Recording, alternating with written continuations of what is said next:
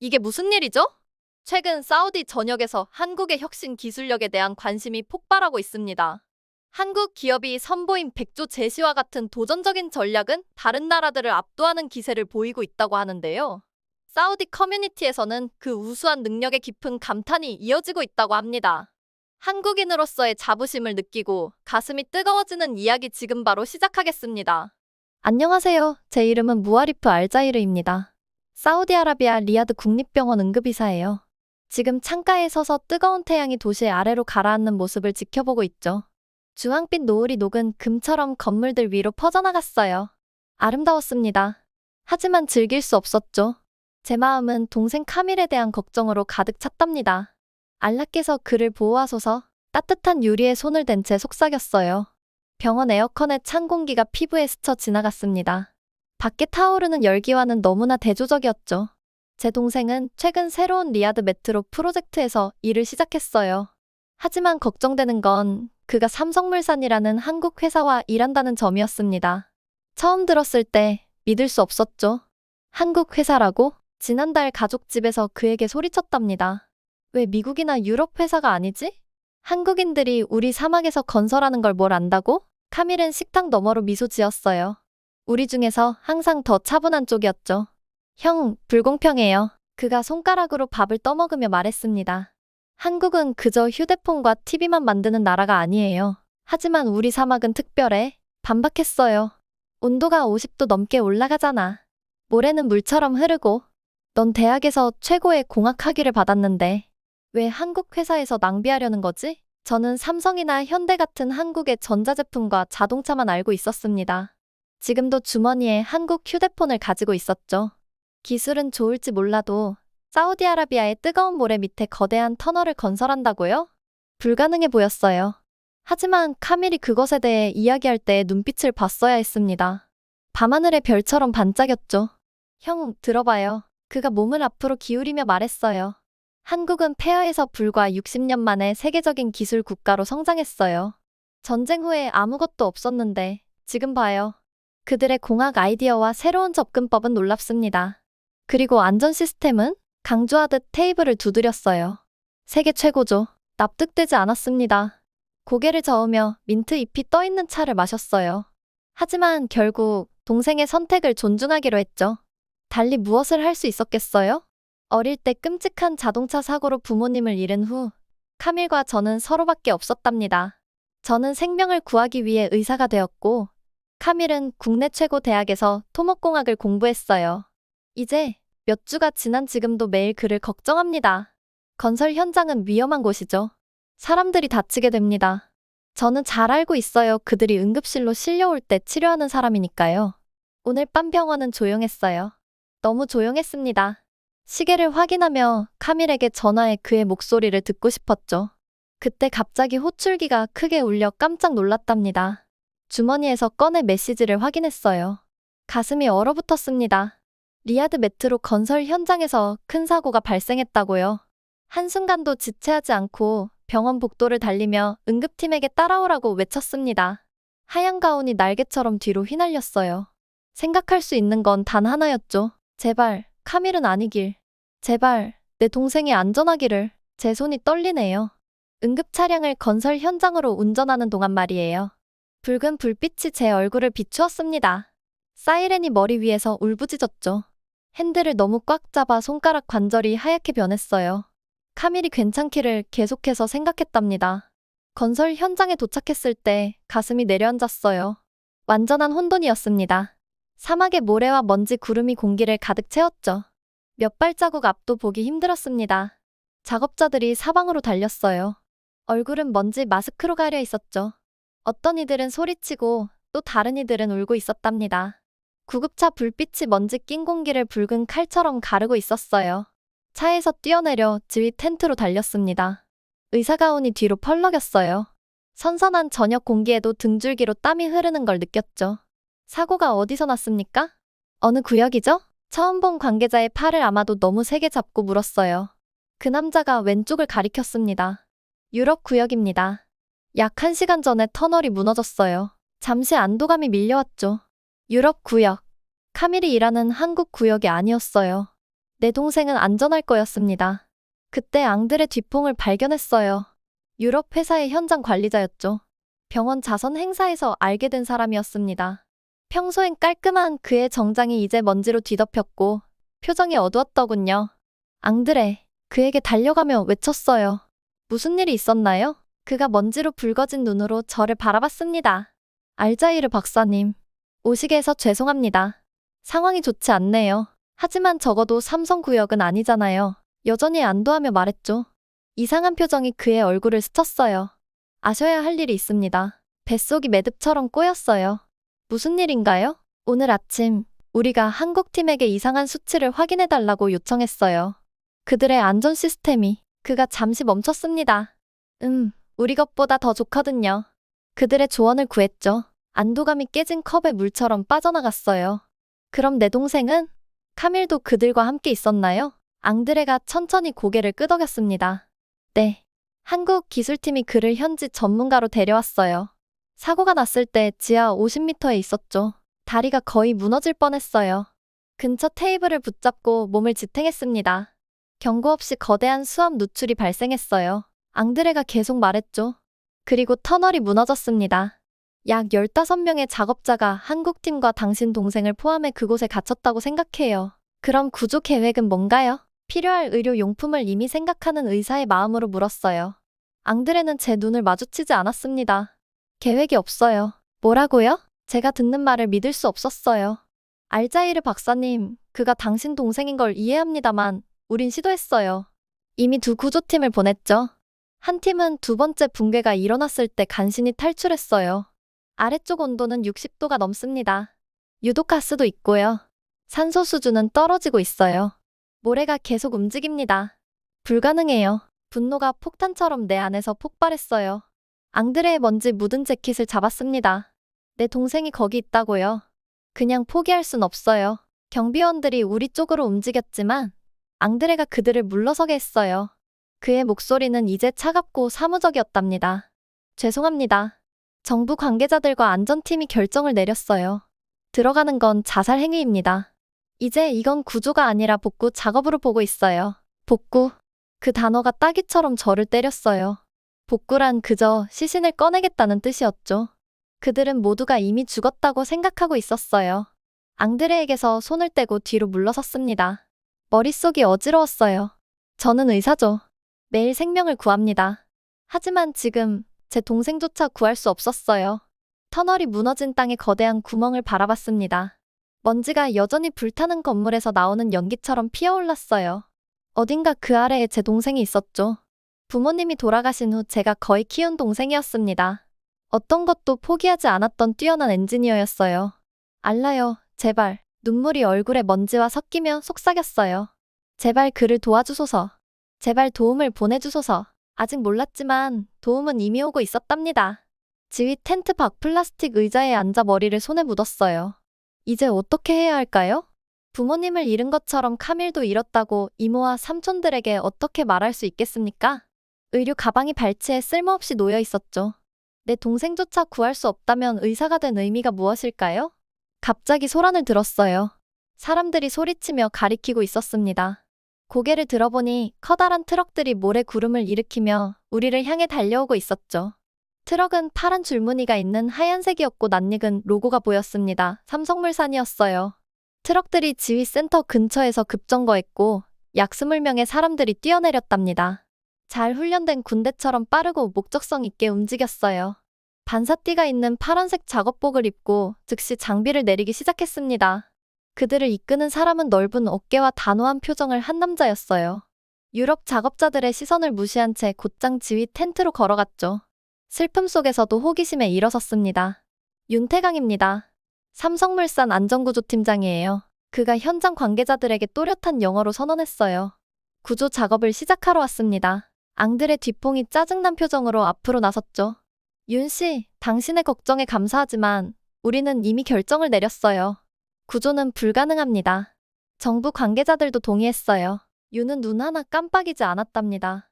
존중하는 마음으로 말씀드리자면 저희 팀은 불가능한 상황에 특화되어 있습니다. 그의 자신감에서 뭔가가 내 심장을 빠르게 뛰게 했어요. 관계자들 사이를 밀치고 나갔습니다. 제 동생이 아래에 있어요. 목소리가 갈라지며 말했죠. 정말 그들을 구할 수 있나요? 윤이 저를 향해 돌아섰어요. 그의 눈은 진지하면서도 친절했습니다. 알자이르 박사님이시죠? 카밀의 형이신가요? 놀라며 고개를 끄덕였어요. 그가 저를 알고 있다니요.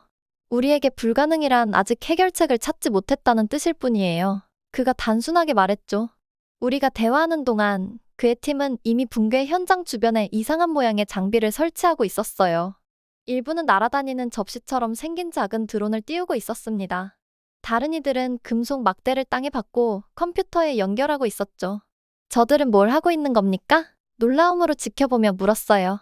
신체 열 서명을 찾기 위한 첨단 열화상 드론입니다. 윤이 날아다니는 기계를 가리키며 설명했어요. 붕괴를 매핑하기 위한 지하 투과 레이더죠. 추가 움직임을 감시하는 지진 센서도 있고요. 그리고 지하에서 일어나는 일의 실시간 3D 모델을 만들고 있습니다. 이런 것은 본 적이 없었어요. 유럽팀은 자신들이 갖고 있지 않은 이 모든 기술에 당혹스러워 보였답니다. 윤의 팀원 중 한 명이 노트북 화면으로 글을 불렀어요. 지하 터널의 열지도처럼 보이는 색색의 이미지를 가리키며 한국어로 빠르게 대화했습니다. 그들의 말은 이해할 수 없었지만 움직임에서 흥분을 볼 수 있었죠. 윤이 이제 더 희망적인 표정으로 저에게 돌아왔어요. 박사님, 그들을 찾았습니다. 그가 말했어요.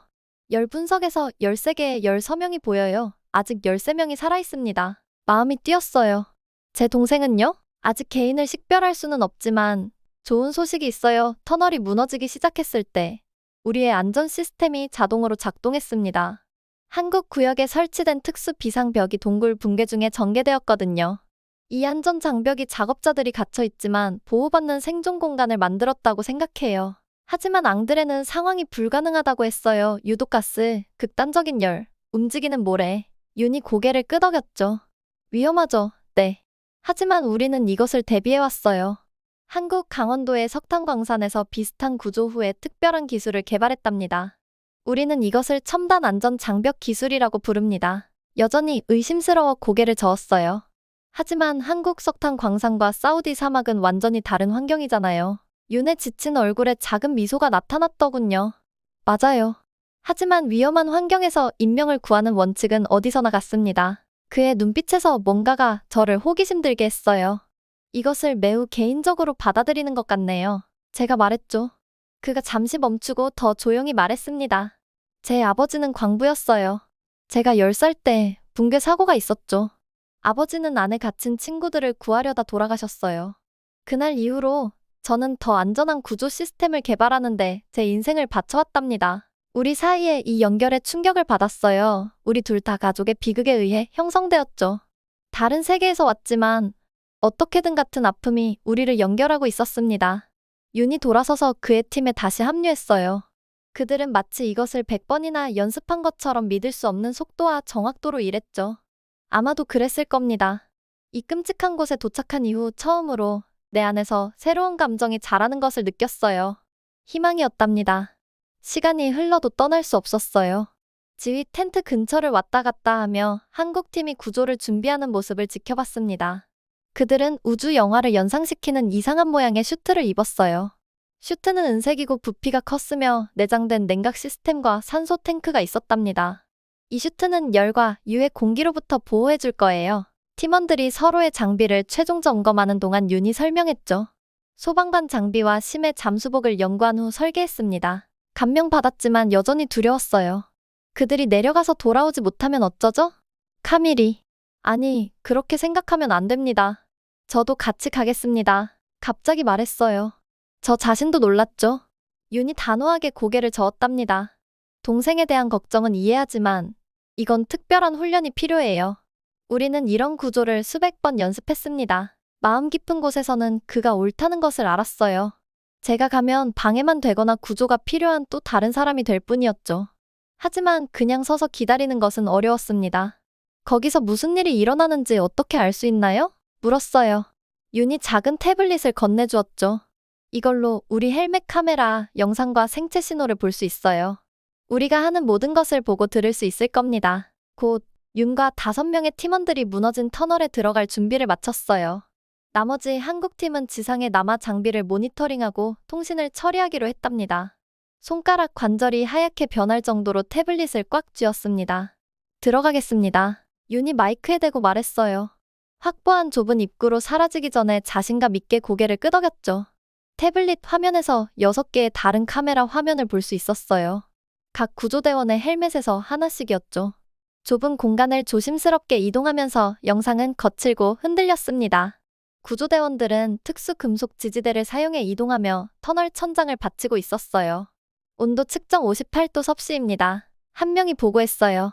화씨 136도가 넘는 온도였죠. 어떻게 누구든 그 열을 견딜 수 있을까요?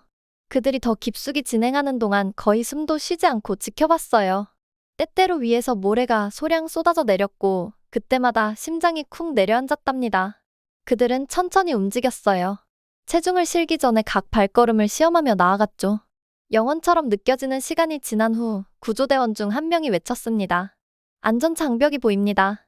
제대로 작동했어요. 카메라가 보여주는 것은 다른 모든 것이 무너졌을 때도 어떻게든 온전하게 남아있는 이상한 금속 벽이었어요. 한국 팀이 빠르게 그 일부를 절단하기 시작했죠. 장벽이 열리자 카메라가 작은 공간을 보여줬어요. 그리고 거기 어둠 속에 함께 모여있는 사람들이 있었습니다. 더럽고 지쳤지만 살아있었죠. 생존자들을 찾았습니다. 윤의 목소리가 태블릿을 통해 알렸어요. 13명 모두 살아있어요. 눈물이 얼굴을 타고 흘렀답니다. 이 순간까지 얼마나 많은 감정을 억누르고 있었는지 깨닫지 못했었어요. 구조대원들이 각 생존자를 점검하기 시작했죠. 물을 주고 의료 처치를 했습니다. 부상자를 이동시킬 특수 들것을 준비했어요. 알자이르 박사님, 윤의 목소리가 태블릿을 통해 들렸습니다. 동생을 찾았어요. 살아있지만 의식이 없습니다. 카메라가 먼지로 뒤덮인 얼굴에 초점을 맞췄어요. 흙과 좋지 않은 조명에도 카미를 알아봤죠. 내 동생이었습니다. 눈은 감겨 있었고 끔찍해 보였지만 가슴이 오르내렸어요. 숨을 쉬고 있었습니다. 구조팀이 각 생존자를 특수보호 캡슐로 조심스럽게 옮겼어요. 이 캡슐들은 지상으로 돌아가는 여정 동안 열과 떨어지는 잔해로부터 그들을 보호해줄 거였죠. 생존자들이 한 명씩 올라왔습니다. 터널 입구에서 의료용품을 준비하고 기다렸어요. 캡슐이 나올 때마다 의사팀이 달려가 치료를 제공했답니다. 일부 생존자들은 뼈가 부러졌고 다른 이들은 열탈진과 탈수로 고통받았지만 모두 살아있었죠. 마침내 마지막 캡슐이 나타났어요. 안에는 카밀이 있었습니다. 캡슐을 열자마자 즉시 생체 징후를 확인했어요. 맥박이 약했고 갑자기 완전히 멈췄습니다. 안 돼! 소리쳤어요. 의사 훈련이 발휘되었죠. 제세동기를 요청하며 심장 압박을 시작했습니다. 한국 의료팀원이 장비를 들고 달려왔어요. 우리 것을 사용하세요. 그녀가 말했습니다.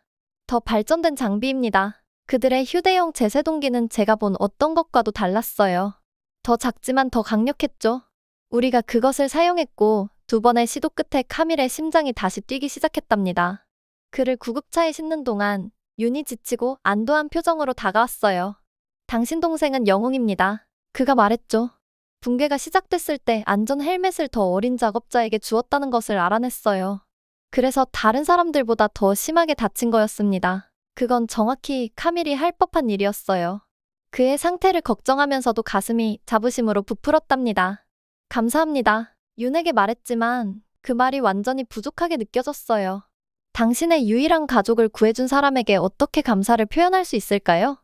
윤은 그저 고개를 끄덕였어요. 그의 눈에는 이해가 담겨 있었습니다. 구급차 문이 닫히고 병원을 향해 달리는 동안 카밀의 손을 꽉 잡았어요.